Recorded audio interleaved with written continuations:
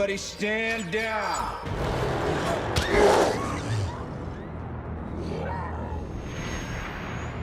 You listen to me? That little witch is messing with your mind. You're stronger than her. You're smarter than her. You're Bruce Banner. Right. Don't mention puny Banner.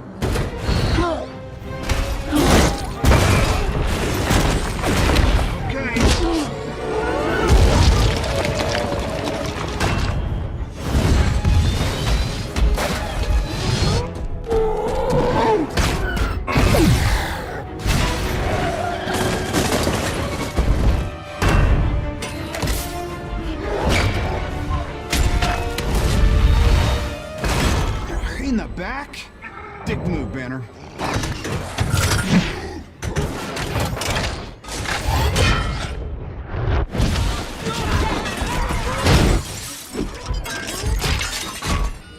Veronica, give me a hand.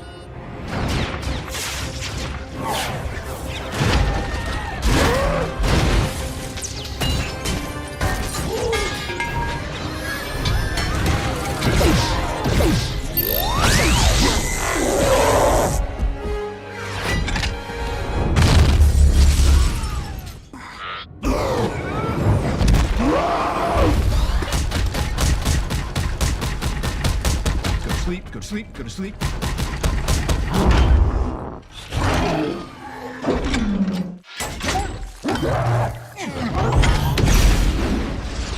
Okay, pal, we're gonna get you out of town. Not that way, not that way.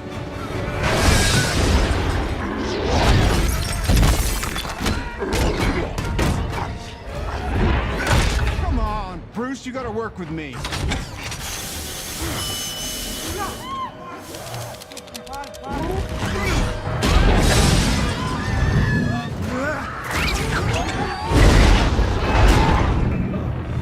Everybody out!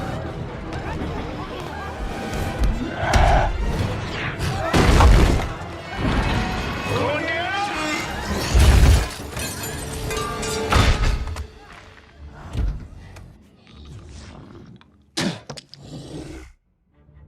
I'm sorry.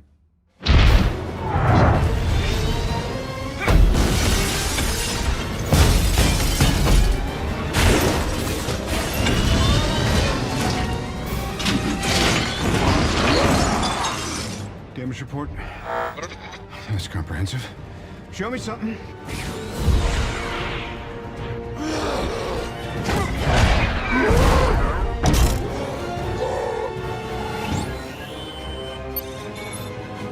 How quickly can we buy this building?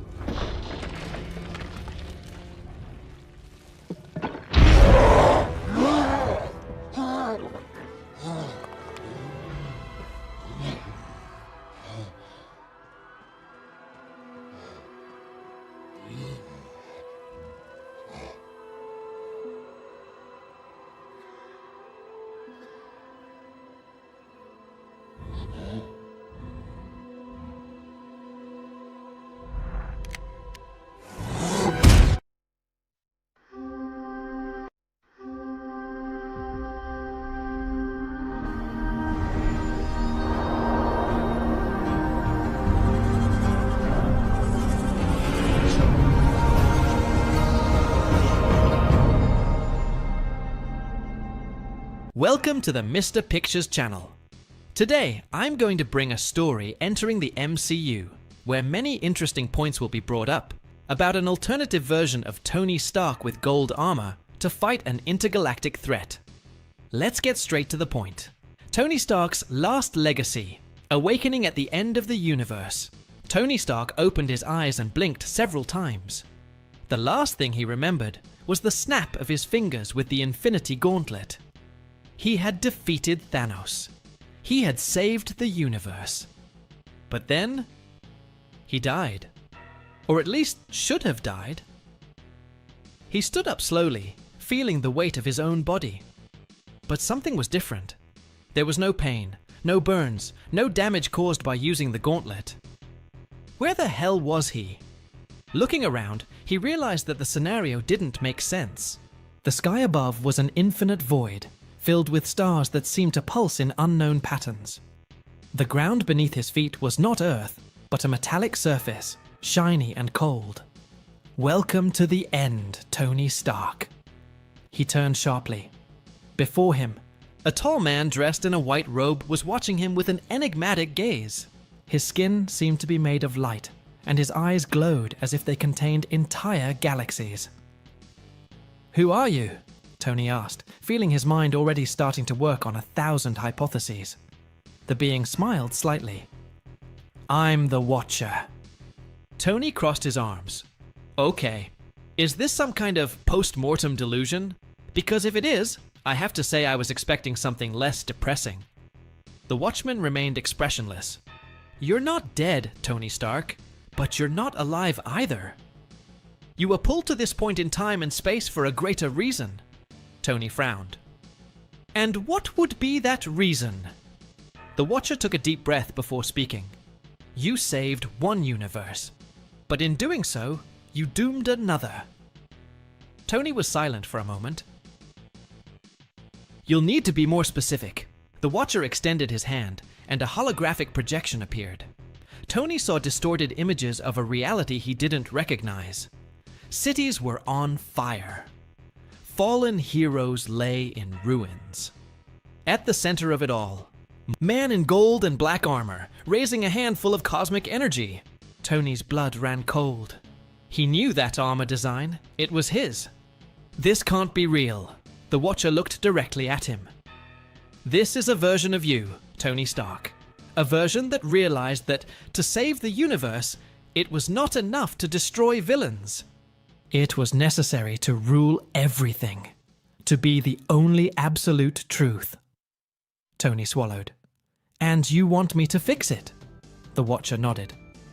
"You are the only person who can stand up to him. You must stop his own rise to power." Tony ran a hand over his face and laughed humorlessly. "Great, now I'm hunting the evil version of myself. This sounds like a typical day in my life." The Watcher watched him for a moment before speaking. "This will be your toughest battle, Tony Stark, because to beat him, you'll need to be more than Iron Man." Tony looked at the projection of his corrupted version and took a deep breath. He had faced gods, titans, and aliens, but he had never faced himself. And that was a problem. Returned to the battlefield, Tony felt an energy envelope his body. Before he could react, he was pulled into the dimensional vortex created by the Watcher. In the blink of an eye, he found himself in a devastated world. The air was heavy. The smell of destruction and blood permeated the environment. And then he saw it. On the horizon, an immense golden palace rose in the center of what was left of New York. Technological towers floated, drones patrolled the sky, and giant suits of armor marched like armies. And at the top of that empire, he was there. Tony Stark, or rather, Doom Stark. The alternate version of himself, who had abandoned all morality and become the supreme ruler of the multiverse. Tony clenched his fists. He needed to find allies. He needed to stop this. Because if I couldn't, humanity would no longer have hope. The golden path. The golden armor gleamed under the cold light of the universe. Tony Stark traversed the far reaches of space, his thrusters propelling him to a destination few would dare visit, the domain of the Celestials. He needed answers. How to defeat the version of himself that had become Doom? The stars became blurs as he accelerated, guided by ancient coordinates that were stored in his armor. Finally, after what seemed like hours, he arrived at the scene. The eternal abyss. A formless void where only those who had transcended mortality could enter. Tony took a deep breath. Okay, Celestials, I hope you're home. He landed in the center of the void, and as soon as his feet touched the invisible surface, the universe around him distorted. Suddenly, he was in front of them, the Celestials.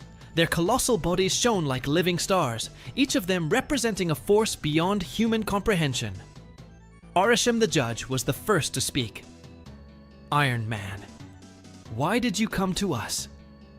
Tony wasted no time. Then, I need to know how to defeat Doomstalk.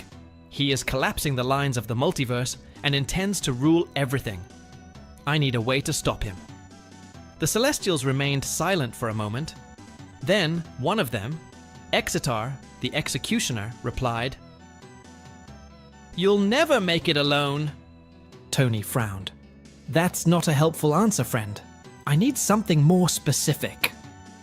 Arishem tilted his head slightly. Doomstalk has become an entity beyond human understanding. He has absorbed powers that have made him an absolute being. If you want to defeat him, you will need strengths beyond your own. Tony gritted his teeth. So what do I do? Sit and watch as he rewrites reality his way? It was then that Exitar said something that made Tony shudder. If you want hope, you must turn to those who were once by your side. Tony was silent. Those who were by your side. He knew exactly what that meant. The Avengers. But they were all dead, right? Or could it be? He felt a spark of hope. If there was a chance, however small, that his former allies could help him, he needed to try. Wasting no time, Tony activated the thrusters and left the Celestials' domain. He had a new goal. Bring back those who could prevent the multiverse apocalypse. And if that meant defying the laws of time and death, so be it. Tony Stark was ready to rewrite history. The return of the Avengers. The Golden Armor's engines roared as Tony tore through the vastness of space, his mind racing with the impossible idea the Celestials had suggested. Reach out to those who were once by your side. But how? The Avengers were dead, scattered, or simply unable to face a being like Doomstark. He needed something more. And then, an idea emerged. If Doomstalk had learned to manipulate time and space to shape the multiverse to his will, so could Tony Stark. His calculations were bold, bordering on insanity. But he had no choice. He would defy death itself. The first target, the god of thunder Tony, adjusted the coordinates. Destination: Asgard. Or at least what was left of it. With a sonic boom, he tore through Earth's atmosphere and into space, heading towards the wreckage of Asgard floating in the cosmos. The rubble of the ancient home of the gods still glowed with the golden energy of the destroyed Bifrost. But Tony wasn't there for the wreckage. He knew that if there was any chance of bringing Thor back, he would have to look to Valhalla. The idea seemed absurd. Valhalla was not a place accessible to mere mortals, but Tony was not just any mortal. With his enhanced golden armor, he activated an experimental technology, Dimensional Tier.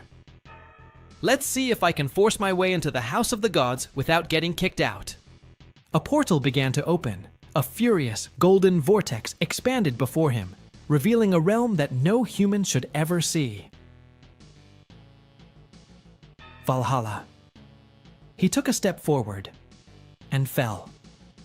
When he opened his eyes, he was standing on a golden field, under an eternal sky of battles. Ancient warriors, legendary figures. And there, in the center, raising his hammer in a toast with the fallen, was he, Thor. Tony approached. The god of thunder turned around, eyes blazing like raging storms. "Stark! How the hell did you get here?" Tony smiled. Long story, but in short, the universe is screwed, and we need your hammer once again. Thor stared at Tony for a moment, then he threw his mug of mead aside and picked up Mjolnir. Then let's crush Doom. And a new Avenger had returned. The second target, the soldier and the King Thor and Tony now had a clear goal. They needed to find other allies.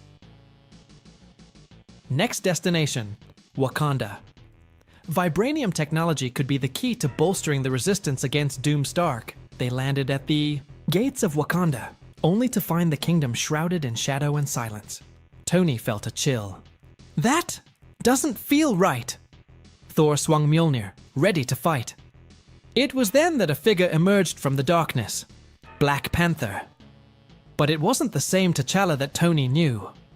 This Black Panther looked older, darker, and carried the look of someone who had already seen the end of the world. Stark, you're back. Too late. Before Tony could ask, something moved behind T'Challa, a colossal shadow, a figure with a vibranium shield split in half. Tony's eyes widened. Steve! Captain America stepped forward, but something was wrong. His eyes were empty, his uniform torn, and when he spoke, his voice was just an echo of what it once was. Doom is already among us. Terror ran down Tony's spine. They weren't just late, Doom had already arrived first. Continues. Will Steve be corrupted by Doom? What will happen to Thor and Stark? Click the like button so you don't miss any videos. Until next time, bye.